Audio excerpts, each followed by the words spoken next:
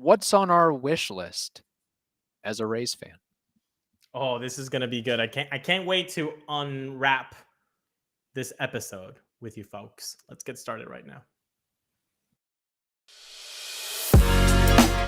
You are Locked On Rays, your daily Tampa Bay Rays podcast, part of the Locked On Podcast Network, your team every day. Hello, my name is Kevin Weiss. I'm Ulises Sambrano. And we are the host of the Locked On Rays podcast, part of the Locked On Podcast Network. Thank you for making Locked On Rays your very first listen every day. Be sure you check out and subscribe to our YouTube channel at Locked On Rays, as well as listening to us on all the traditional podcasting platforms. You can also follow us on Twitter and Instagram at Locked On Rays and email us anytime at lockedonrays@gmail.com. I should also note that today's episode is brought to you by BetOnline. BetOnline has you covered this season with more props, odds, and lines than ever before. BetOnline, it is where the game starts. All right, Ulises, let's get right into it. What is on your holiday Christmas wish list as a Rays fan? Well, first of all, I hope everybody's having a terrific holiday season with whoever they want to spend it with. I want offense. I want offense. That's my Christmas wish list. Now, to get more specific on that, what if I told you that I would want a guy that has had 3 seasons where he hits 35 home runs or more? Would you be okay with that guy? I would be more than enthused at that guy. Is this guy even exist? Is he available? He should be. What if I told you that on his worst full year as a baseball player, he had a 106 WRC plus? That is very palatable to me. I keep talking. Okay. I think I want this as my Christmas gift as well. Good. We're unwrapping little by little, people. This is how I like to unwrap presents. These aren't minor league numbers, are they? Oh no, they're Major League Baseball numbers, baby. So a little bit more peeling the curtain. What if I told you that he played 84 games at third base, 31 games as a second baseman, 25 as a DH, and 3 as a first baseman? Would that be appealing to you? That would be very appealing. We know the Rays like versatility, among other things. Worst full year for him, 713 OPS. Are we okay with that? Based on the Rays 2022 offense, absolutely. And guess what? He knows how to run the bases. 2.1 BSR, the base running category on Fangraphs. So that makes him above average as a runner. He knows how to run him. He's not quite fleet of foot. He's in the 47th percentile of sprint speed, which actually just speaks very highly of him. He doesn't have the raw material out there. He's not a fast guy, but he knows how to run the bases, which is very, very nice. Lastly, what if I told you that this guy was in his last year of contract? He has a club option for 2024, and he's being paid $13.5 million for the 2023 season. What would you say to that? That is well within the Rays budget, I would think. His name, if anybody knows his name, that's great. But if you don't, his name is Max Muncy. Interesting. How about Max Muncy? Now, okay, I said all the good things. Let's peel back the curtain on Max Muncy a little bit. It wasn't a great year for him slash line wise. 196 average, 329 on base, 384 slug. So again, 713 OPS. He did have 21 bombs, 69 RBI. The exit velo, 75th percentile. The chase rate, the guy does not chase. He's literally in the 100th percentile. Walk rate, beautiful, 99th percentile. He does have a little bit of a K rate issue at the 25th percentile. He's not great defensively, but you can stick him everywhere and kind of just bear with him. But this would be kind of a a buy low season from Max Muncy. I Yeah. think when you look at baseball trade values, I was shocked, Kevin, shocked. Okay. When I put the little numbers in there, he was valued at 1.5. 1.5. That's so low. That means that this baseballtradevalues.com says that a 1-for-1 trade of, get this, Max Muncy and the Rays for Taylor Walls, the Dodgers would be getting more value by Interesting. Taylor Walls at 280. So I know BTV.com is not a Bible. It is not right 100% of the time, maybe not even 50% of the time, but at least gives us some guidelines. If this is somehow relevant and true, Max Muncy, are the Rays picking up the phone and saying, "Hey, Andrew, old bud, what do you got for Max?" That is an interesting theory. The Rays certainly are not anemic to making deals with the Dodgers and Andrew Friedman, and this would be the type of guy that you would hope a rebound, bounce back candidate who has a really stellar track record and has been with a winning ball club. And here's the other thing that I like about Max Muncy, or that sticks out to me about Max Muncy, I should say, is that he seems, for those Moneyball fans, he's a ball player. We don't care what he looks like in jeans. We're not selling jeans here. Like that should not be any part of the equation. He looks like a teller at the DMV, but he can play some baseball. So I'm with you there. If the deal is right, something tells me it'd take a little bit more than Taylor Walls to get Max Muncy out of LA. I guess it depends on how much you need defense, depending on how that goes. But I think certainly some sort of deal could be had and could be worked out. But I think that is the type of name that, yeah, the Rays should be going after and focusing upon as, again, the free agent market is thinning. I would have thought that maybe, if we're talking about like a bounce back rebound candidate, that maybe they would have gone after a Cody Bellinger, but they missed out on that opportunity. So maybe Max Muncy is that next guy.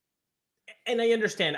If I were hearing, let's go get a bounce back candidate, if I would have heard that from my lips a month and a half ago, I would have been like, no, get a proven bat, man. A proven bat, free agent. Like, let's spend the money.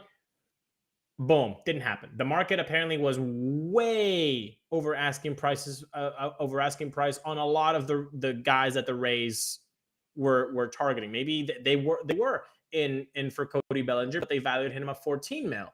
But when the Cubs say, "Hey, you won 19 or 17, whatever it was," he'll go to get more money. Duh. And all of that, it happened with Abreu, it happened with Brantley. So and now I'm kind of shifting. Like you said, the free agent pool is thinning, is shrinking, and so you got to look elsewhere. I think the trade route is probably where you're going to hopefully get this offense from.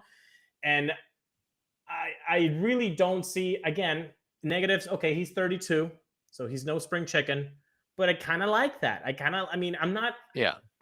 don't want him to be Wander Franco or have the versatility of Vidal Brujan. Like, I just need a guy who can mash, has been there, done that, so he knows the ups and downs of a season, knows what it's like to play in a big ass market like LA. Now you bring him down to Tampa or St. Pete. Maybe it can even bring out something else in him. And he's in a contract year, no? Yeah. I mean, he has a club option. We know what that can do for guys as far as a motivating factor. Aaron Judge, anybody? Yeah. So club option. So, I mean, you have to play well anyway to get that picked up. So I like Max Muncy as an option. I like it. I think we have to go beyond the point of the names that get bantered about constantly. I think that the Rays and listeners of this program, we have to maybe think a little bit more outside the box and conjure up names that aren't Michael Brantley and Cody Bellinger and Joey Gallo and Brandon Drury. I think, maybe we have to, you have to look at some other options out there that are available, like we had on the mailbag episode. Seth Brown, that's something that's a guy that hadn't been mentioned all that much either. So no, I like that. That would be a very bountiful Christmas gift, and it'd make, I think, many Rays fans very happy if that were to come to fruition for sure. All right, Ulises, I'll tell you what's on my wish list. I've actually got 2 items. I'm a little bit greedy this year. But first, we have to tell the audience something very important, a very important message. A very important holiday season message, yes. So did you know that driving high is considered driving under the influence? That's correct. Driving under the influence of marijuana is against the law in every state, even in states where marijuana is legal. That means that driving high could get you a DUI. And if you think that law enforcement officers can't tell when you're driving high, you're most definitely wrong. Your friends can tell, your coworkers can tell, your parents can tell, everybody can tell. So if you think that you're fine to drive when you're high, just know you're not. Because the bottom line is, if you feel different, you drive different. And driving high is driving under the influence. So remember, drive high, get a DUI. All right, Ulises, this guy may not have shown the power that Max Muncy has shown over the past couple years, but he's still got a little power left in his tank. And I know that there's been so much harping about a left-handed power bat, but I'm in the festive mood. I'm in the nostalgic mood. I'm in the bring back Evan Longoria to Tropicana Field mood. I'm talking about a guy who hit 14 home runs in 89 games this past year, 13 home runs in 81 games in 2021, and then 7 home runs in 53 games in 2020. So I know the injury bug has hurt him and hit him a little bit as of late, but I'm hoping that he could stay healthy for 110, 120, 125 games and give you 20 plus bombs. And I know it might not be the best analytical option, but it's the fun option, bringing Evan Longoria back into a Rays uniform before he gets too old, and he's already 37 now. Yeah, and again, Brett Phillips, did he not teach us baseball is fun? So all of you that are just stuck on your spreadsheets, which again we are too when we're doing all the research and stuff, but like you gotta, this is fun. Like we follow sports because it's fun, right? So it shouldn't all just be, well, the data says, sir. It should also be like, hey, you know what could get maybe a couple more butts in the seats is people remembering Longo and maybe wanting to see Longo and Wander, and you make billboards with Longo and Wander, hugging each other, and you could make so much, just. What am I calling it? Merchandising and marketing surrounding like the old Ray and the new Ray. Like you could just have a field day with that. And I think that would help. I think emotionally the fan is, I mean, the word fan is fanatic. So they're going to be emotional about this. You put something emotional like, hey, I was 10 years old when I remember Longo, and now I have a kid of my own. Those things, you gotta play with those things too, not because of, oh, well, you know what, his hard hit percentage has dipped down for 5%, so I don't think it's a right idea. Look, it'd be one thing if, okay, the Rays are that one player away and they're a World Series contender. I think they're just kind of scratching the surface of trying to sneak into the wild card and win, between 86 to 90 games. So let's add a little bit of spice and flair to it. That's all I'm asking for. And what better way to do that than adding Evan Longoria, because the fan base has certainly been, they've gone through their rough patches here. So that would be my first wish list here. My second wish list would be just some closure in the Rays Stadium snafu. Quite frankly, I'm at the point where I don't care if it's in Tampa.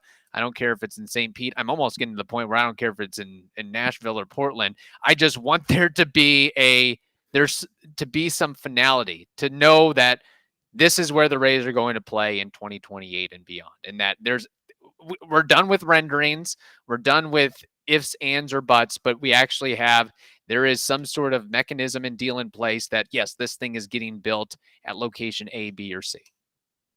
That would also be a tremendous Christmas wish list, object item thing to happen. I can't tell you how frustrated I have been through all these renderings, man. Like When did the first rendering come out? Was it 2008, 2009? During the 2008 season with the St. Pete, the pavilion, the one that we're gonna use like wind sails or something like from a sailboat, kind of like that idea. Then it was the Ebor one that we all fell in love with. Then it was, I guess, another Ebor one that we never really saw renderings, but they were like on the K Force, and so like now they're at the third Ebor place. So we never really heard anything from the K Force one. It just kind of died without us knowing. And nowhere on either the Hines project with Pinellas and the Daryl Shaw Ebor production. So hopefully, man, we do get that Ebor one. My goodness, I'm partial to that. I'm so close. The Rays need to put a ring on it. They're like that boyfriend that never proposes, and before you know it, the woman can't have kids. She's 40 years old. You missed your opportunity. You missed your window here. You got to do it. You got to do it. So no, I can't see another rendering. Well, I guess I can, but I want that rendering to be the actual thing. Like that's what it's going to be, right? It's not like we're just getting hoodwinked here. All jokes aside, do you have anything on your actual Christmas wish list in terms of Rays paraphernalia, memorabilia? Is it a jersey? Is it a jersey? Is it a nice hat? Coffee mug? Anything? I think I would like to get that Devil Rays throwback jersey with Franco on the back. That would be nice. In purple, that would be nice. I guess you have to go to the store for that. Like you can't do it online. I don't believe so. And if you know how to get a Devil Rays throwback, that's not the one from China for $20. I don't want that one. Yeah, I don't want that. I want the real one. I'll spend the. Can you tell the difference though between the fake one and the real one? I think the real one is a little bit thicker material. Okay. Yeah, than the one in China. But I mean, it is $20. But then you have to wait. Like I saw it. You have to wait for like more than a month. Like okay, where are we? Siberia? Well, kind of. Yeah. The point is, I think that would be my go-to. It's a Devil Rays throwback jersey with Franco on the back. How about you? Yeah, I don't know if I've asked for anything Rays related. I got a nice little whiskey glass that has a Tampa Bay Rays logo, so that's kind of my fix right there. That's nice. Maybe I'll have to kind of wait and see if they add anybody else in spring training. Otherwise, or before spring training, if they make a trade, because I'm kind of I'm not in a happy mood as far as being a Rays fan. I'm not really like jumping at the bit to buy a piece of memorabilia. Now, if they go out and trade for a big name or two, then I would be more enthusiastic about that scenario there. So 100%. Unfortunately, I really don't have anything on my my wish list per se. Maybe a nice little sweatshirt though. A nice nice Nike dry fit that you can wear, for the 2 weeks of cold weather in the Tampa Bay area or Central Florida area. So that's probably what I would go with. So, all right. It is a Friday episode, which means we have baseball trivia and Name That War. And before we get to that, I should also mention that if you listeners out there, you have anything that you want on your wish list or have on your wish list, put it in the comments. We love hearing that as well. But my trivia question, as we've talked about the last week or two, Kevin Kiermaier, we know he has a couple Gold Gloves to his name, but this trivia question is in regards to guys who have a lot of Gold Gloves to their name. And in fact, I'm talking about guys who have at least 10 Gold Gloves to their name. So in front of me, I have a list of 13 position players. 13 position players who have at least 10 Gold Gloves. Ulises, I need you to name 5 of them. So, of course, Greg Maddux doesn't count. Jim Kaat doesn't count. It's got to be position players. Andrew Jones. Andrew Jones is on this list. He's got 10. Ichiro. Ichiro is also on this list. He also has 10. Ozzie Smith. Ozzie Smith is on this list. He has 13. Brooks Robinson. Brooks Robinson is the clubhouse leader with 16 Gold Gloves. Yadier Molina. We need one more name. I'm sorry? Yadier Molina. Yadier Molina is not on this list, but am I making a mistake here? How many does he have? Let's see. Let's go to BREF real quick. This list may not be updated to include Yadi. No, Yadi has 9, so strike one. Okay, fair enough. Omar Vizquel. Omar Vizquel is on this list with 11. Very good. The other names, Pudge Rodriguez, Roberto Clemente. Pudge had 13, Clemente 12, Keith Hernandez 11, Willie Mays 11, Ken Griffey Jr. had 10, Roberto Alomar had 10, Mike Schmidt had 10, and then Cincinnati Reds catching great Johnny Bench, also a proprietor of Blue Emu, also had 10 Gold Gloves. So there we go. Very good on that trivia question. You almost got me with the Yachty one because I thought he's got 10 All-Star appearances, but 9 Gold Gloves. So he's very close, or would have been very close. To that. I had a buddy who lived in St. Louis. He's a big Cards fan, and I think he showed me once like there was a bubblehead that they did with like all of his Gold Gloves in the bubblehead. It's pretty cool. Oh yeah. That's just pretty a bunch cool. of Gold Gloves behind, it's pretty cool. All right. So that was fun. I'm glad I did well. And I was also thinking about, how one gets older. Another year has gone by and how we are getting to the age, Kevin, where we are now seeing the sons of other players that we might have seen a little bit of their career or a lot of their career. Right. And so my Name That War for today, and for those who don't know what Name That War is when we take a player who is no longer active and we go on Baseball Reference and we try to guess their career Baseball Reference war. And today's non-active player is Bobby Witt. What is Bobby Witt Sr., now I guess, career Baseball Reference war? Wow. Because I don't remember watching Bobby Witt. Was he around when we were alive? He started in, I will give you this. He started in 86 and he ended his career in 2001. Wow. Okay. I did not realize he had that long of a career. I totally must have overlooked him over the course of my baseball watching youth. I mean, I'll go out on a limb and say Bobby Witt Jr. will have a higher career WAR than Bobby Witt.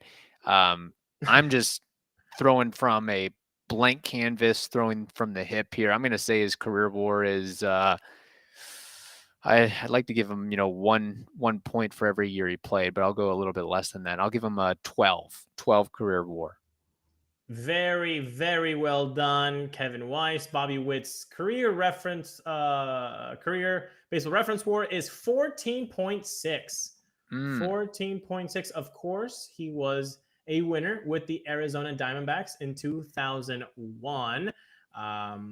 He doesn't have a particularly, jaw-dropping and career numbers, except for, the fact that he stayed healthy a lot of the time, but his career ERA is 4.83 in the whip of 1.569, so not terrific. But again, he stayed in the big leagues for a long time. He was durable. He had a 91 ERA plus career. So, just a little bit below average, but I think you would take a 91 ERA plus and have a World Series ring. I think that would make it all right in anybody's book. 100%. Yeah.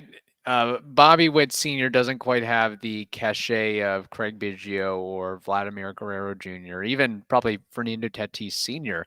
for that matter. But yeah, still he can produce great baseball playing offspring. So good for him. Again, we remark that anybody who gets that pension plays at least a decade in the year. In a big league career, you're doing something right for sure. So there we go. That is it for this episode. Hope you all have a wonderful Christmas holiday and get to enjoy some time off and some time with your families. And we will be back on Monday. Thank you for making the Locked On Rays podcast your very first listen every day. Now make your second listen the Locked On Sports Today podcast. That is also free and available on all platforms. Hope you all have a wonderful day. Stay safe, and we will talk to you next week.